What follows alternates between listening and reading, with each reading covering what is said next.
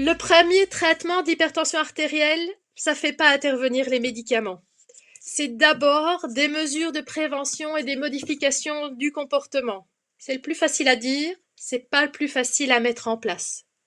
Et parmi ces mesures qu'on appelle des mesures hygiéno-diététiques, l'idéal est de mettre en place une activité physique. Alors on ne vous demande pas d'aller courir le marathon, hein. On vous demande d'instaurer une activité physique avec une intensité faible à modérée.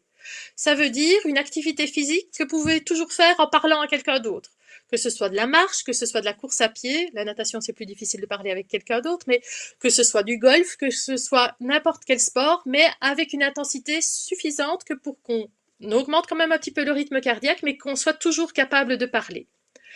D'une durée suffisante, l'idéal c'est 30 minutes, et d'une régularité suffisante également. L'idéal, c'est de faire ça 3 fois par semaine. Donc, il vaut mieux 3 fois 30 minutes qu'une fois 1 heure et demie en vitesse un jour. Donc, la régularité. Et cette activité physique, elle va permettre d'entraîner le cœur, de faire redescendre la tension, mais également, dans certains cas, de perdre du poids également. Alors, parmi les mesures hygiéno-diététiques, l'arrêt du tabac également, parce que la nicotine, c'est un stimulant. Et elle est tellement stimulante que chaque cigarette que l'on fume, entraîne une augmentation de la tension artérielle pendant plusieurs minutes.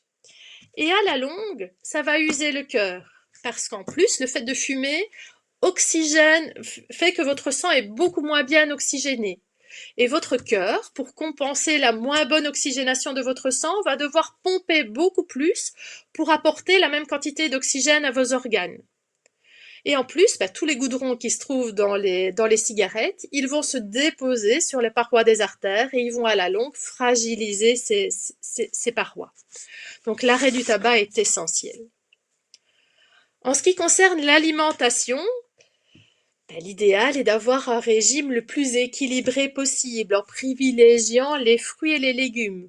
On a remarqué que lorsqu'on mangeait suffisamment de fruits et des légumes, on va retrouver dans son alimentation une bonne quantité de potassium et on s'est rendu compte que le potassium pouvait permettre d'avoir une bonne stabilisation de la tension artérielle. On évite évidemment le sel, que ce soit le sel qui est présent dans la salière, mais également le sel caché qu'on retrouve dans les plats tout près. On va éviter les mauvaises graisses, les graisses qui sont surtout d'origine animale. On va privilégier les bonnes graisses, celles qu'on va retrouver notamment dans les poissons gras, et qui vont apporter également de bons oméga 3. Mais bon, il n'y a pas que des mauvaises nouvelles. Il y a des études qui démontrent que avaler 2 petits carrés de chocolat noir tous les jours, ça peut avoir un effet bénéfique également sur la maîtrise de l'hypertension. Pourquoi? Parce que le chocolat noir, il apporte beaucoup d'antioxydants, il apporte du magnésium, et 2 petits carrés de chocolat noir tous les jours, ça permet d'avoir une bonne stabilisation sans entraîner nécessairement de prise de poids. Alors, vous avez sûrement déjà entendu dire que une consommation modérée d'alcool, ça n'avait pas un effet si délétère que ça sur la santé cardiovasculaire. Alors, il faut d'abord s'entendre sur ce qu'on veut dire par consommation modérée. Consommation modérée, ça veut dire normalement un maximum de 14 unités par semaine pour les femmes et 21 unités par semaine pour les hommes. Une unité, c'est quoi? C'est l'alcool pris dans son verre. Un verre de bière, un verre de vin, un petit verre de Péquet. Ce sont des unités. L'alcool pris dans le bon verre. Et si on divise 14 unités par 7 jours de la semaine, ça fait 2 unités par jour pour les femmes et 3 unités par jour pour les hommes. Ça ne veut pas dire 14 unités d'un coup le dimanche ou le samedi soir, hein. Ça veut dire une consommation modérée régulière d'un alcool, et si possible d'un alcool de bonne qualité. Et c'est pour ça qu'on recommande de privilégier le vin rouge. C'est ce qu'on a appelé le French Paradox. Les Français qui boivent beaucoup de vin rouge, ils n'ont pas une si mauvaise santé cardiovasculaire que ça, parce qu'ils privilégient les vins dans lesquels il y a beaucoup de tanins, beaucoup de polyphénols qui ont un effet antioxydant et un effet bénéfique. Et encore une fois, on revient sur le stress et sur le sommeil. Le fait de dormir tous les jours, d'aller dormir tous les jours à des heures régulières, idéalement se coucher entre 22 et 23 heures, d'essayer de dormir au moins 6 heures par nuit, et surtout de traiter une pathologie qu'on appelle les apnées du sommeil, pas du soleil. Les apnées du sommeil, on a remarqué qu'elles avaient fait un effet extrêmement délétère sur les pathologies cardiovasculaires. Alors on en vient aux médicaments. On est pharmacien, on ne peut pas ne pas parler des médicaments. Les médicaments, il faut bien être conscient que les médicaments, ils ne vont pas guérir l'hypertension. Les médicaments, ils vont permettre de maintenir la tension artérielle dans des valeurs qui ne seront pas nocives pour l'organisme. Donc les médicaments, ils ne sont pas suffisants seuls à long terme. Il faut réellement combiner les médicaments avec les mesures de prévention et les mesures non médicamenteuses. Et des médicaments antihypertenseurs, il y a déjà 7 grandes familles différentes. Et dans ces 7 grandes familles différentes, il y a des centaines de spécialités différentes. Ces médicaments, ils vont se différencier, ils sont classés en familles différentes parce qu'ils ont des mécanismes d'action différents. Et le choix d'un médicament par rapport à un autre, il va être fait par votre médecin, par votre cardiologue, suivant un choix qui va être décidé suivant les pathologies associées éventuellement que vous pourriez avoir, du diabète, de l'asthme, de l'allergie, des contre-indications éventuellement que vous pourriez avoir à telle ou telle classe de médicaments, et éventuellement des effets indésirables que vous pourriez ressentir avec telle ou telle classe de médicaments. Ils ont quand même presque tous la même efficacité. Ils fonctionnent tous très bien, mais ce qu'on a remarqué, c'est que souvent, un seul médicament n'était pas suffisant que pour traiter de façon efficace l'hypertension. Et souvent, on va avoir des associations de médicaments qui vont être faites pour stabiliser l'hypertension des patients. Et il y a plus d'un patient sur deux qui, lorsqu'il souffre d'hypertension artérielle, va se retrouver avec 1 à 2 médicaments, voire 3 médicaments différents qui vont être prescrits pour stabiliser l'hypertension. Alors, 3 médicaments différents ne veut pas nécessairement dire 3 comprimés différents à avaler. Les firmes pharmaceutiques ont créé des associations de plusieurs médicaments, de plusieurs familles différentes à l'intérieur d'un seul comprimé. Ça favorise ce qui s'appelle la compliance. C'est beaucoup plus agréable de n'avoir qu'un seul comprimé à avaler plutôt que 3 ou 4 comprimés différents à avaler.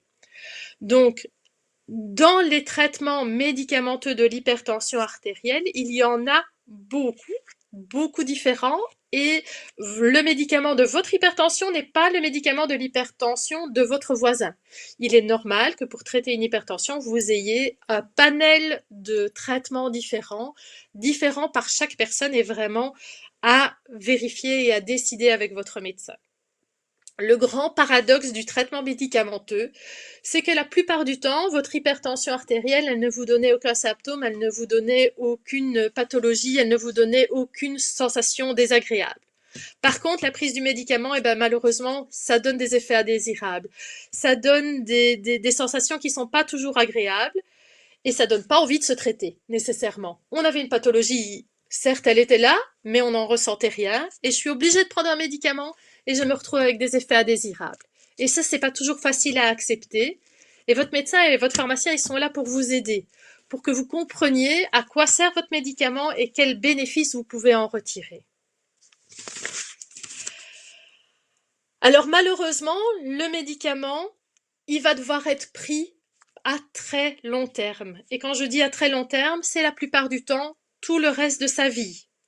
Pas toujours nécessairement avec la même molécule, pas toujours nécessairement avec le même comprimé, mais lorsqu'on souffre d'hypertension artérielle, la maladie, elle évolue avec le temps et avec la personne, et forcément, la guérison n'est pas spontanée, et il va plus que probablement falloir prendre ce médicament-là à très très long terme. Et c'est pour ça qu'on vous encourage à être ce qu'on appelle acteur de votre traitement. Le médecin, le pharmacien et le patient, c'est un trio qui doit fonctionner ensemble, qui doit être là pour essayer de trouver le traitement qui conviendra le mieux au patient. Alors que ce soit en termes d'effets indésirables, supportables ou pas supportés, mais également en termes de ce qui s'appelle facilité de prise. Si vous devez prendre un médicament tous les matins, mais pendant le repas, mais que vous ne déjeunez pas, ben, il y a peut-être une solution. On peut peut-être trouver un autre médicament qui ne nécessitera pas une prise pendant le repas. Donc il ne faut pas hésiter lorsque vous avez un traitement médicamenteux à en parler avec votre médecin et à parler avec votre pharmacien parce qu'il peut y avoir des solutions auxquelles vous n'avez peut-être pas pensé et qui sont là et qui peuvent être vraiment une solution en cas de difficulté à suivre votre traitement médicamenteux. Ce qu'il est en tout cas important de savoir, c'est lorsque l'on prend un médicament et que sa tension est bonne. Donc vous prenez un médicament antihypertenseur parce que le médecin vous a détecté une hypertension artérielle. Et quand vous allez à la visite chez le médecin vous dit « Parfait, votre tension, vous avez 12,8 ». Il ne faut pas se dire « Parfait, j'ai 12,8, j'arrête mon traitement médicamenteux ». Non, vous avez 12,8 parce que justement vous prenez votre traitement médicamenteux. Et c'est le médicament qui aide à maintenir cette tension dans des valeurs extrêmement stabilisées. Donc, c'est pas parce qu'on a une bonne tension chez le médecin qu'il faut oublier de prendre son médicament. Non, il faut vraiment continuer à la prendre jusqu'à ce que le médecin vous dise éventuellement de changer ou de diminuer votre traitement. C'est extrêmement important.